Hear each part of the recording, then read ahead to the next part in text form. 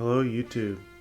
I had a request from a customer to make a couple of serving boards and wine caddies, and with the help of crafted elements, router templates, and molds, I'm going to show you how I got this project finished.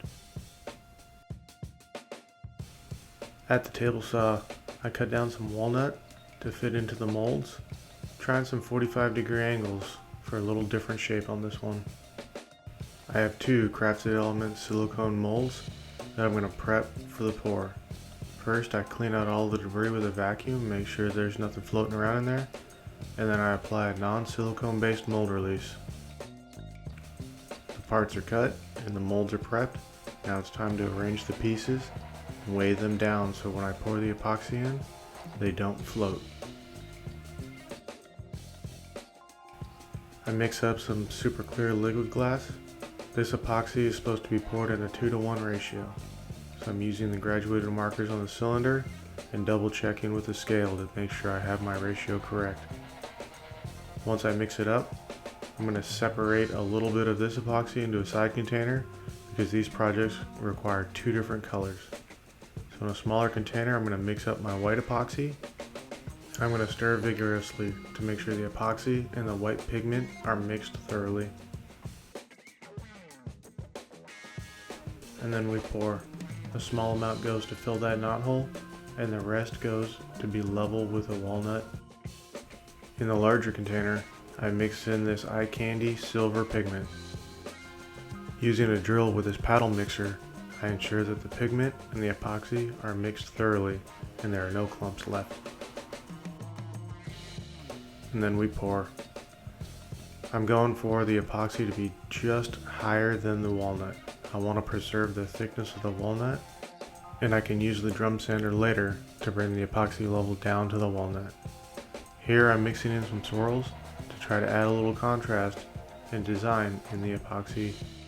These crafted element silicone mold with a little bit of non-silicone based mold release make removal of these pieces a breeze. These molds are now ready for another pour while I move on to flatten these boards. At the drum sander, I run these boards in to make them nice and flat. I have 80 grit sandpaper in my drum, and I just continue to run them through. I'll flip them over to make sure that the boards are flat and as smooth as I can get them. Once I'm done on the drum sander, I'm going to have two nice epoxy board blanks that are ready for me to take over to the router table and use the router templates. Lining up the templates on the board to see the section that I think looks good, I use a Sharpie to trace out the templates. I like using a Sharpie because it gives me a nice thick line to follow with the bandsaw. A thicker line will give you a little bit more room for error, so you make sure you don't actually cut into your workpiece when you're following this on the bandsaw.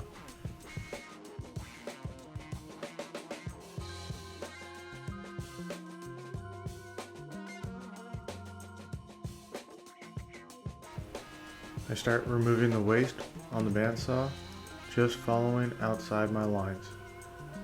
It's okay to leave a little bit of extra material because that'll be taken care of at the router table. Cutting out the little waste, cutting out my pieces, and shortly I figure out my bandsaw is not big enough for me to work this piece. That's okay because you can use a jigsaw to cut these pieces out too. With the jigsaw, I cut each individual piece away from the main board, and then I go back over to my bandsaw and refine the cuts.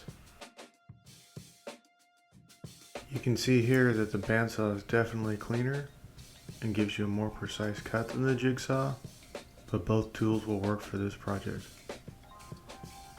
You might notice that I'm cutting out the spot before I drill the holes. Well, we're not always perfect, and sometimes we forget to do things in the right order. I realize my mistake, and I head over to the drill press, and I drill out the holes in the wine caddy, and then I go back and finish cutting out the rest on the bandsaw. So here's the right way to do it. Cut the holes first, and then go to the bandsaw and cut out the notch. I hope I'm not the only one that finds it slightly satisfying to watch a Forstner bit cut holes in the middle of wood.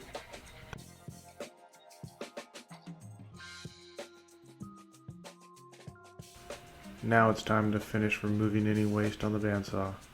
I'm cutting as close to my line as I can without touching it.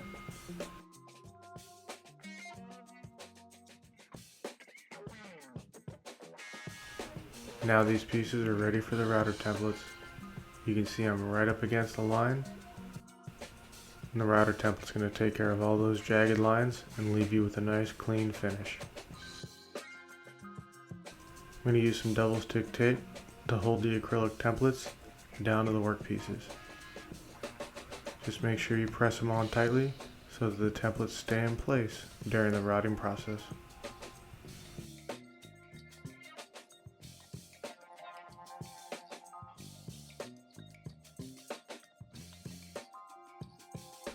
I'm going to set the height of my flush trim bit so the bearing rides along the template and the cutting portion of the bit gets all the wood. Look at those shavings fly.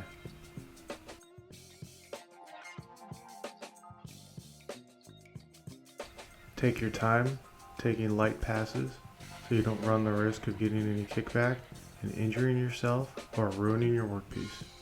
You can always go around routing the sides multiple times.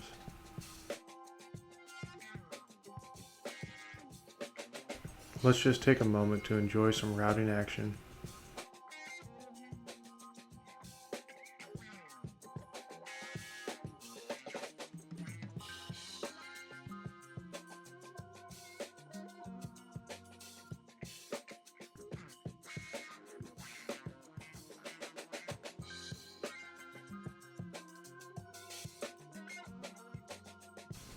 Once all the routing is complete, removal of the templates is fairly simple.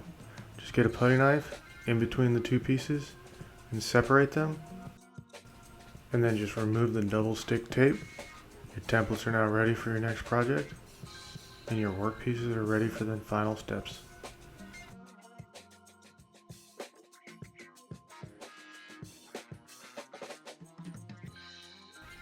Now at the router table, I'm going to remove my flush trim bit. I'm going to put in a round over bit for the wine caddies and one of the cheese boards. The meat cleaver sheet board is going to get a chamfer because I feel like that edge profile matches the design of the board better. Here we're just adding a round over to give it a nice soft profile, and then we're going to use the random orbital sander for the final profiling and smoothing.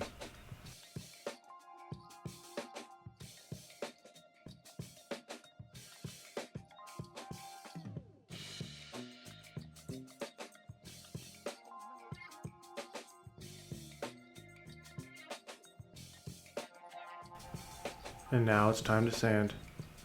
I get out my random orbital sander and all my sanding discs. I like to work from 80 grit all the way up to 360. Gives it a nice buttery smooth finish. During the sanding process, I found a couple of holes in the pieces of wood. It's easy to fix with a little CA glue and activator. Give it a couple minutes to harden, and we're back to sanding again like it never even happened.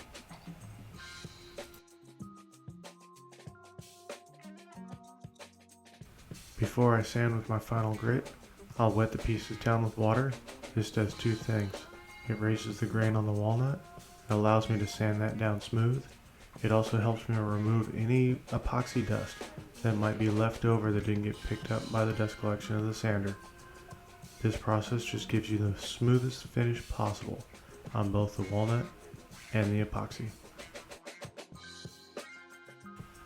You're also going to get a nice preview of what the final workpiece is going to look like.